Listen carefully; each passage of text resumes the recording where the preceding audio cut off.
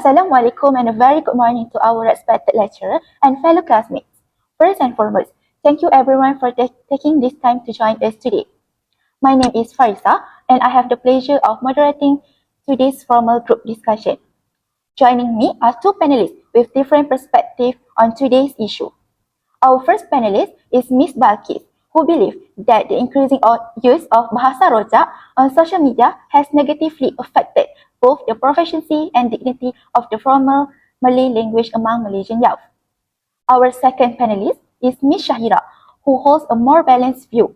While she agrees that the formal Malay should always be preserved, she believes that Bahasa Rojak itself is not the main issue. Instead, she argues that language awareness and knowing when to use the appropriate language are far more important. Before we begin, I would like to everyone to think about something. As a university student, most of us use social media every single day, whether it's TikTok, Instagram, X, or WhatsApp, and we constantly come across sentences like, actually saya rasa assignment ni quite susah. Confirm lecturer bagi extension code. Jom submit tonight je. So, without even realizing it, many of us naturally switch between Malay and English during conversations. Personally, I don't think this happens because young people dislike the Malay language. Instead, I believe it reflects the reality of living in a multilingual society like Malaysia. However, I also wonder whether frequent exposure to mixed language communication could slowly influence the way we write, we think, and communicate in more formal situations, especially in universities and workplaces. In fact, a 2022 study by Nur Husna Sarid Muhammad and colleagues found that habitual code switching among Malaysian youth in WhatsApp communication may encourage the continued use of mixed language in everyday interaction. As both Malay and English play significant roles in their daily communication strategy in a bilingual society, its frequent use may encourage mixed language habits to become part of everyday communication.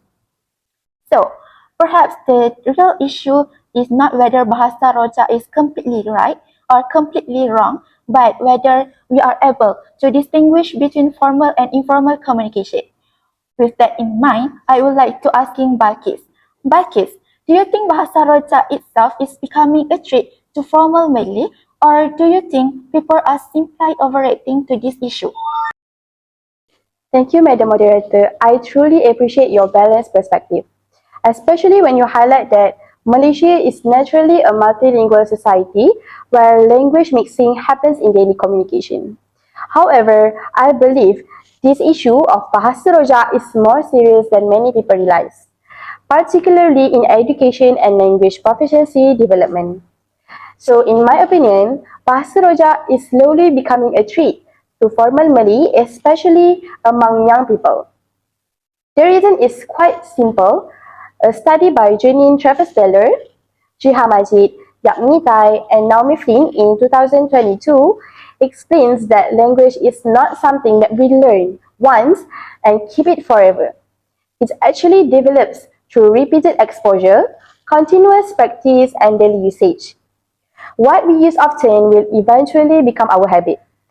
Nowadays, social media like TikTok, Instagram, and Threads are the main platform for communication. So young people spend a lot of time in scrolling, reading comments, and chatting with friends. So when they constantly use sentences like, I rasa assignment ni quite susah because lecturer bagi banyak task, they become more familiar with mixed language expressions compared to proper Malay vocabulary. Over time, this habit may start to influence how they write essays, prepare assignments, and present their ideas in class. For example, some students might unintentionally use informal or mixed language during presentation, which can affect the clarity and professionalism of their communication. As future educators, I think this is something we should be concerned about because the language habits students build today will shape how they communicate in the future. Alright, thank you, Balkis. I think you have raised important point about language habits. I agree that respected exposure can influence the way people communicate. However, I would like to challenge one part of your argument. Many students who frequently use Bahasa Rojak on social media still manage to score excellent grades in Bahasa Melayu and produce high-quality academic writing.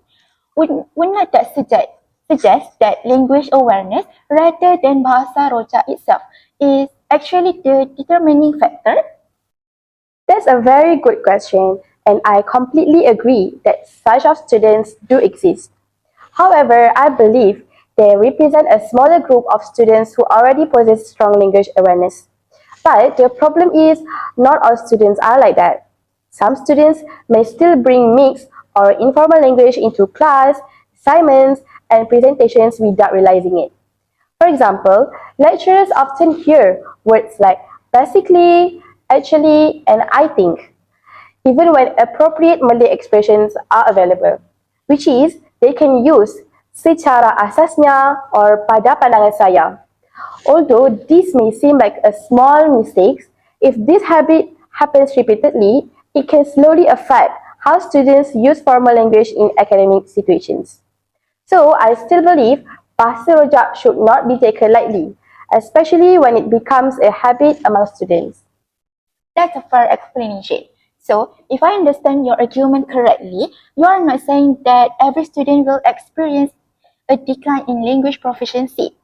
Rather, you have suggesting that the student with weaker language awareness are more likely to be influenced by frequent exposure to Bahasa Rojak. Is that correct?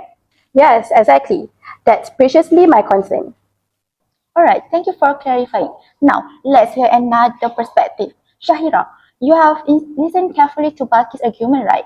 So, do you agree that Bahasa Rojak is the main cause of declining language proficiency, or do you see the issue differently? Thank you, Madam Moderator. Firstly, I agree with Balkis that language habits are formed through repetition. I also agree that formal Malay should always be protected. However, I respectfully disagree that Bahasa Rojak itself is the main problem. Personally, I believe the issue is much more complex. Malaysia has always been a multilingual country. Many Malaysians grow up speaking Malay, English, and at least one other language. As a result, switching between languages is often a natural communication strategy rather than evidence of poor language ability. According to social linguist Anish Shazwani and Radia Ismail in 2024, people naturally choose different languages depending on context and social situation. Therefore, using more than one language does not necessarily weaken formal Malay, as long as speakers understand when formal Malay language should be used. For me, the more important question is whether people know when formal Malay should be used. For instance, I may casually tell my friends, jom lunch dulu then kita sambung discussion. But if I'm presenting an assignment or writing an academic report, I automatically switch to formal Malay. So, I believe that bilingualism is actually an advantage provided that people understand the appropriate context for each language. That's an interesting perspective. So while Baki's focus on language habits, you emphasize language awareness and context. So may I ask something? Yeah, sure. Do you think all young people today actually possess that level of awareness? Honestly, no. I don't think everyone has that awareness. However, I don't think the solution is to blame Bahasa Rojak entirely. Instead, I believe schools and universities should teach students how to distinguish between formal and informal language. In other words, we should improve language awareness rather than discourage multilingual communication altogether. Alright, so thank you Balkis and Shahira. Listening to both of your perspective, I think we have identified an important point. I really appreciate both of your perspective because they remind us that this issue is far more complex than it initially appears. From our earlier discussion, Balkis argued that frequent exposure to Bahasa Rojak gradually shapes language habits, while Shahira emphasized that language awareness and context are the real determining factors. Personally, I believe both arguments are valid, but I would like to introduce another dimension to our discussion. So far, we have mainly focused on language proficiency, whether young people are still able to speak and write formal Malay correctly. However, our discussion topic also refers to the dignity of the Malay language. In my opinion, these two concepts are closely related, but they are not exactly the same. Someone may still be fluent in formal Malay, yet choose not to use it because they prefer English or mixed language communication as more modern, professional, and prestigious.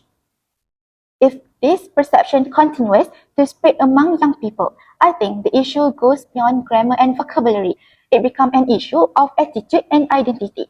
So as we know, Article 152 of the Federal Constitution recognizes Bahasa Melayu as our national language. Therefore, preserving its dignity is not only the responsibility of language teachers, but also every Malaysian. Having said that, I would like to hear Bakis' opinion. Bakis, do you think the increasing popularity of Bahasa Rojak has affected the dignity and public image of the Malay language? Thank you, Madam Moderator. Yes, I certainly do agree. In my opinion, the excessive use of Bahasa Rojak has gradually affected the dignity of the formal Malay language. I say this way because the dignity of a language is reflected not only by its official status, but also by the respect people show towards it. According to McClellan in 2022, language perception is strongly influenced by how people use and value language in everyday communication contexts. Nowadays, we can see many people choosing English words even when suitable Malay words already exist. For example, people often say, "I'm so excited" instead of "Saya sangat teruja." Similarly, expressions like random, literally, confirm, and cancel have become part of everyday conversations. Although these words may seem normal, their frequent use can slowly make formal Malay sound less natural or less preferred in daily speech. Over time, this may create the perception that Bahasa Melayu is not as expressive or as modern compared to English. What concerns me the most is the influence of social media. Young people tend to imitate influencers, celebrities, and content creators. If these public figures constantly use Bahasa Rojak, many young people begin to believe that speaking in mixed language sounds more intelligent, more fashionable, or more professional. So as a future teacher, I believe this should be taken seriously because language is closely linked not only to communicate, but also to identify and respect for our national language. Alright, thank you, Bakis. I think you have highlighted an important issues about public perception. I agree that language is closely connected to identity. However, I would like to challenge one part of your argument. Many successful Malaysians, including professionals, lecturers, and even politicians, sometimes switch between Malay and English during discussion. Yet, this does not necessarily mean that they disrespect the Malay language. Could it be that the issue is not the use of Bahasa Rojak itself, but rather the intention behind using it? For example, some people switch language because they are communicating with international audience or discussing technical terms that are more familiar in English. Would you still consider this harmful to the dignity of Malay? That's a fair question, and I agree that context is so important. I don't think every instance of code switching is harmful. For example, using English terminology in science or technology is sometimes necessary because those terms are internationally recognized. However, my concern is when people switch language even when suitable Malay words already exist. In these situations, it is no longer about necessity, but it's about habit. When this happens too often, it may slowly reduce the habit of using proper Malay expressions and make people less aware of the richness of their own language. Therefore, I believe moderation is the key. Alright, thank you for clarifying. So, your concern is not multilingualism itself, but unnecessary dependence on foreign vocabulary. I think that's an important distinction. Now, I would like to invite Shahira to this discussion. Shahira, you have heard Balkis' concern. Do you think Bahasa Rojak is truly treated the dignity of Malay, or can both coexist without affecting the status of our national language? Thank you, Madam Moderator. I completely understand Barki's concern, and I agree that Bahasa Melayu deserves respect because it represents our national identity.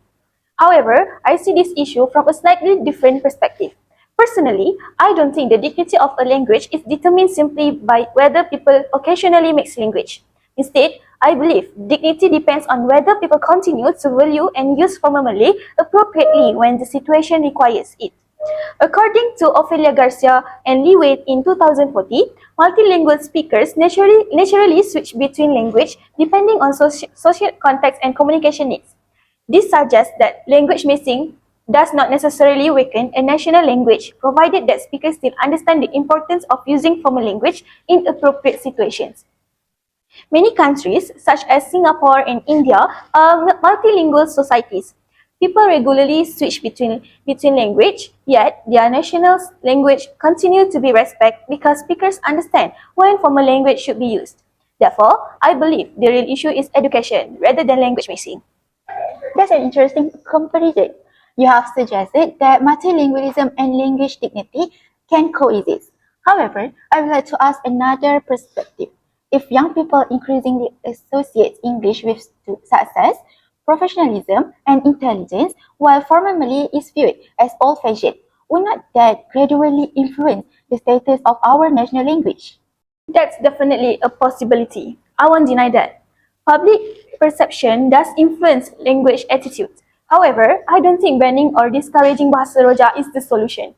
Instead, we should make formal Malay more visible and attractive. For example, universities, media organizations, and even influencers can demonstrate that formal Malay is equally capable of expressing modern ideas professionally.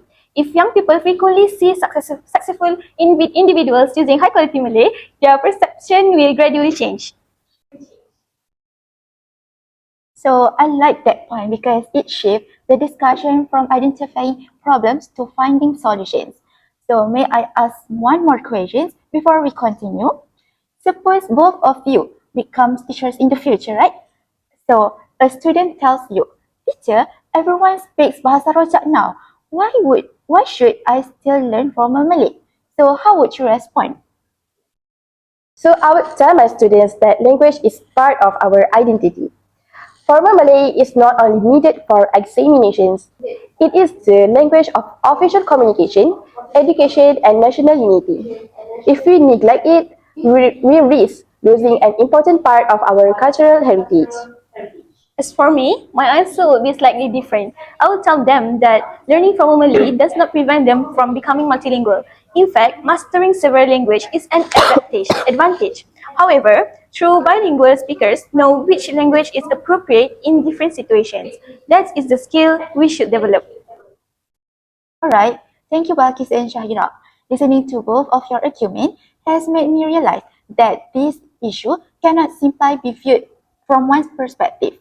Earlier, Balkis highlighted how excessive reliance on Bahasa Rojak may gradually influence public perception and reduce appreciation for the Malay language. On the other hand, Shahira reminded us that multilingualism itself is not necessarily harmful if people possess sufficient language awareness. So personally, I think both of your arguments raise an even bigger question. Perhaps the problem is no longer just about Bahasa Roja.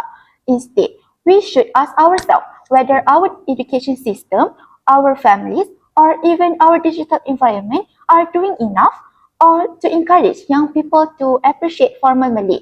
Nowadays, young people spend far more time on social media that they do reading books or formal academic materials. According to the Digital 2025 Malaysian report by Data Reporter, Malaysians spend an average of 2 hours and 48 minutes per day on social media. This suggests that online platforms have become part of the main environments where language habits are formed and reinforced. Naturally, the language they encounter online becomes the language that feel more comfortable using. Therefore, I wonder whether social media itself is influencing language behavior or whether it is simply reflecting the language habits that already exist in society. In the way, in other words, we are blaming the platform when the real issue lies with us as language users. So, Bakis, what are your thoughts on this? Thank you, Madam Moderator. I think that's a very important question. So, personally, I believe social media does not just reflect society, but it also plays a role in shaping it. Social media platforms use algorithms that repeatedly show users content that is popular and widely engaged with. Because of this, young people are constantly exposed to influencers, celebrities, and content creators who often use Bahasa Roja in their communication. According to Rabi Hamaya, Ahmad Sazili, Nur Hazwani, Divya, and Siti Nur Amira in 2026, social media usage has a strong influence on students' language behavior, especially in multilingual environments where code mixing and informal language are frequently used. This shows that digital platforms are not just passive spaces, but active environments that shape communication habits. Over time, these repeated exposures make such language use feel normal. Without realizing it, many young people begin to imitate the same style of communication even in situations where formal language would be more appropriate. So, I do not see social media as just a mirror of society. I believe it actively influences how people speak and write, especially among younger users who are still developing their language habits. So as a future educators, I think this is something we should take seriously because students are continuously learning not only in classroom, but also from their daily digital environment. That's an interesting observation. So you are suggesting that social media doesn't simply reflect language trends, it also creates them. However, I would like to challenge the idea. If social media is truly the main influence, how do we explain students who consume exactly the same online content yet still communicate fluently in formal Malay?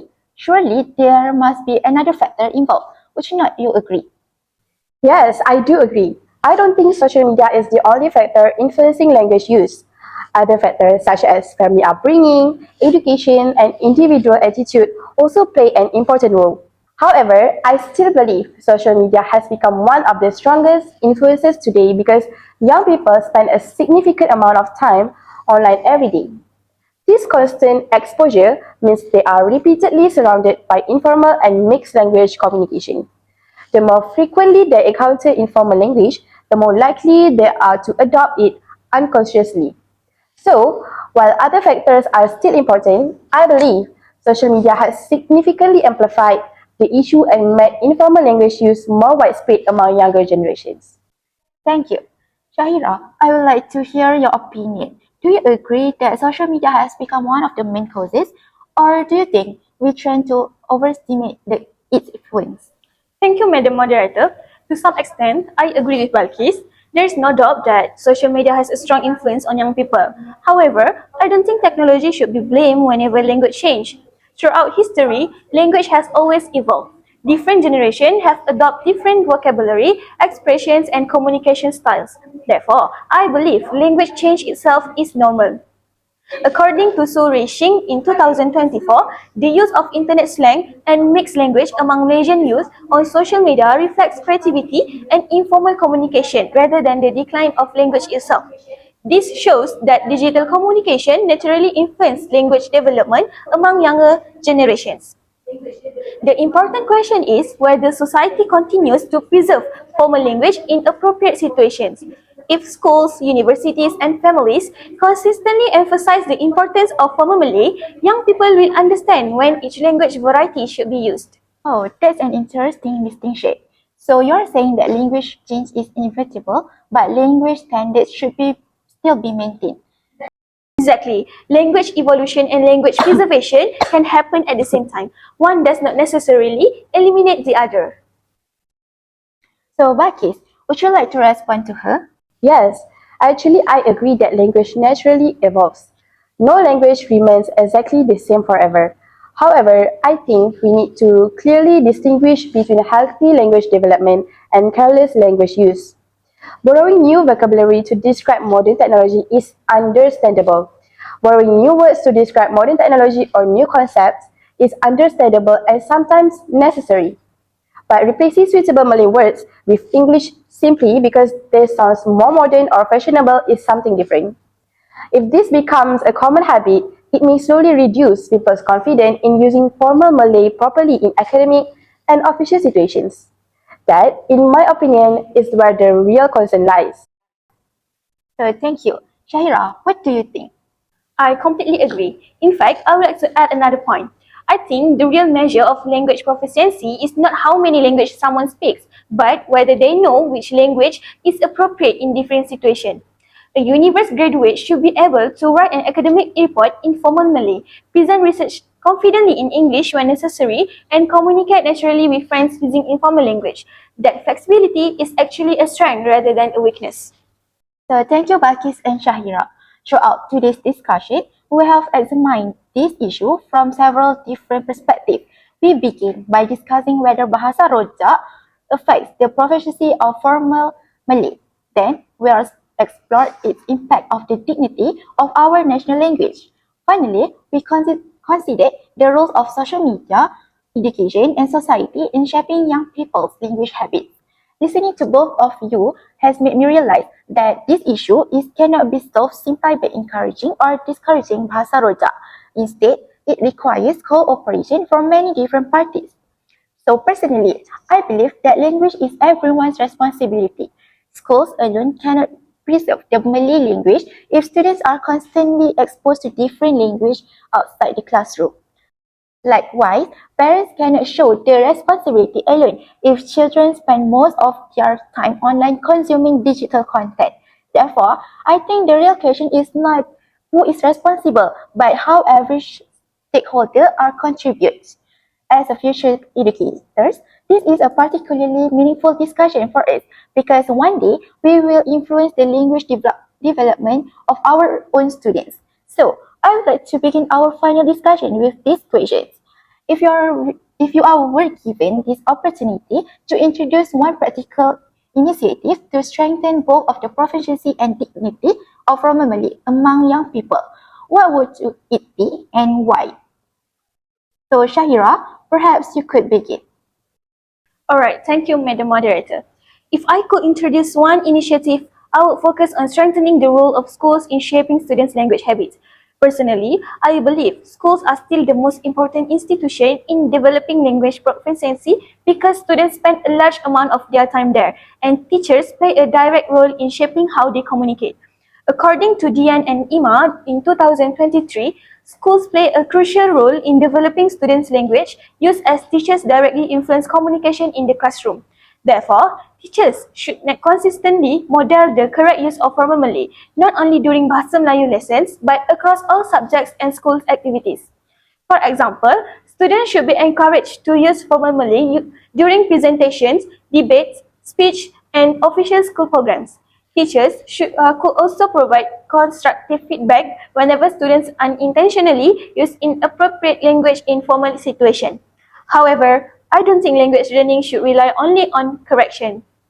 Schools also need to make formal Malay more engaging and meaningful for students. This can be done through activities such as storytelling competition, public speaking events, drama performance, forums, and creative writing programs, which allow students to experience the language in a more enjoyable and practical way. Another important aspect is reading culture. Today, many young people spend more time scrolling through media social than reading quality Malay books or newspapers. Without sufficient exposure to well-written Malay, students naturally become less familiar with formal vocabulary and sentence structures. Therefore, schools should actively promote reading habits by organizing reading campaigns, book sharing programs, and library activities. I believe that if students are consistently exposed to high-quality Malay in a positive environment, they will gradually develop stronger language proficiency and greater appreciation for the language. Thank you, Shahira. I really like your emphasis on creating opportunities for students to experience formal Malay rather than simply memorizing grammar rules. So, I also agree that reading plays a significant role in expanding vocabulary and improving language proficiency. So, however, I would like to challenge one of aspect of your proposal. Nowadays, young people spend much more time on TikTok, Instagram, and YouTube rather in libraries. Even in schools organize reading programs, do you think these efforts alone are sufficient to compete with the influence of social media? That's a very valid question. Honestly, I don't think schools can solve this issue alone. Education should not stop once students leave the classroom. This is why I believe collaboration between schools, parents, and digital platforms is equally important. If students receive consistent message from teachers at schools, parents at home, and responsible content creators online, they are much more likely to develop positive language habits. In other words, presenting from a Malay requires a collective effort rather than relying on a single institution. So thank you for clarifying. I think you have highlighted something very important, that language development is a shared responsibility, right? So Bakis, I would now like to hear your perspective. Thank you, Madam Moderator. I agree with Shahira that schools play a crucial role in shaping students' language use. However, I would prioritize language awareness education rather than focusing on correcting students' mistakes. In my view, many young people already possess the ability to use formal Malay appropriately. The real issue lies in their lack of awareness regarding when such language should be applied. Therefore, instead of merely instructing students to avoid bahasa rojak, educators should guide them in making appropriate language choices based on context. For instance, universities could introduce workshops or professional communication, public speaking, and academic writing. Through such initiatives, students would better understand that different situations require different language registers. Just as individuals dress differently for formal events and casual outings, language use should likewise be adapted to suit the context. Furthermore, digital literacy should be integrated as a key component of language education. Rather than perceiving social media as a threat, educators should empower students to become responsible digital citizens.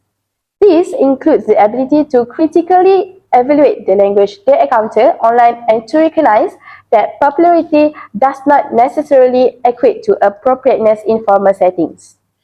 So, according to a study by Muhammad Shuhaidi and Alif Lukman in 2018, use of Bahasa Rojak is increasingly widespread on social media platforms, highlighting the need for greater awareness in maintaining appropriate language use in formal contexts. In addition, influencers can play a significant role in promoting proper language use. Many young people today are more influenced by digital personalities than traditional public figures. If influencers occasionally incorporate educational content using standard Malay, they could inspire a wider audience to appreciate the language in an engaging and relatable manner, without making the learning process feel rigid or uninteresting. Thank you both. So listening to your response, I have realized that although your approach are slightly different, my ultimate goal is almost the same. So personally, I believe both approaches complement one another. Language awareness without regular practice may be not enough. At the same time, repeated practice without understanding the purpose of formal language may also fail to produce lasting change. So therefore, the most effective solution is probably a combination of both. Students should be given opportunities to practice formal Malay regularly, while also understanding why it remains relevant in today's multilingual society. So before we conclude today's discussion, I would like to each of you to share one final message for young Malaysians regarding the future of the Malay language. So Bakis first. So my message is simple. Let's continue learning and using different languages because multilingualism is undoubtedly an advantage. However, while embracing global communication, let us never neglect the language that represents our nation's identity. The future of Bahasa Melayu depends on the choices we make today. As for me, I would encourage young people not to see these issues as a choice between Malay and English. Instead, let us strive to master both. Being multilingual should never mean forgetting our roots. Rather, it should enable us to communicate confidently with the world while remaining proud of our national language. Thank you, Balkis and Shahila. I really appreciate this point because it reminds us that preserving the Malay language is not about forcing people to adopt multilingualism or banning Bahasa Rojak altogether. Instead, it is about developing responsible language users who are capable of making thoughtful decisions. So personally, after listening to both of your thoughts throughout today's discussion, I have realized that the future of Bahasa Melayu depends less on technology and more on people. So social media itself is neither good nor bad, but it is simply as a platform. What truly matters is how we choose to use the platform, as highlighted by Ernawita Atan and Nurlina Atan 2023. Social media can neither strengthen or weaken the quality of the Malay language, but it depending on how users communicate. Therefore, the responsibility ultimately lies with us as language users, after then with the platform itself. If we use it to promote knowledge, culture, and respectful communication, then social media can actually become one of the strongest tools to strengthening to Malay language rather than weakening it. So perhaps it is the, the mindset we should encourage among future generations. So thank you Balkis and Shahira for your thoughtful, insight and engaging discussion. Throughout today's discussion, we have learned that the issue of Bahasa Roja is far more complex than simply deciding whether it is not right or wrong. It involves language proficiency, language dignity, and cultural identity and education digital communication, and also personal responsibility. More importantly, we discovered that preserving formal Malay does not require rejecting multilingualism. Instead, it requires balance, awareness, and commitment from all members of society. As future educators, we have an important role to play in nurturing in generation that is not only multilingual but also proud of using formal Malay appropriately and confidently. Ultimately, the future of the Malay language lies is not the policies alone, but is the daily choices we make as speakers, learners, and educators. With that, we have come to the end of our formal group discussion. So thank you again to my fellow panelists, Balkis and Shahira. And thank you to our respected lecturer for your attention. So, Assalamualaikum warahmatullahi wabarakatuh.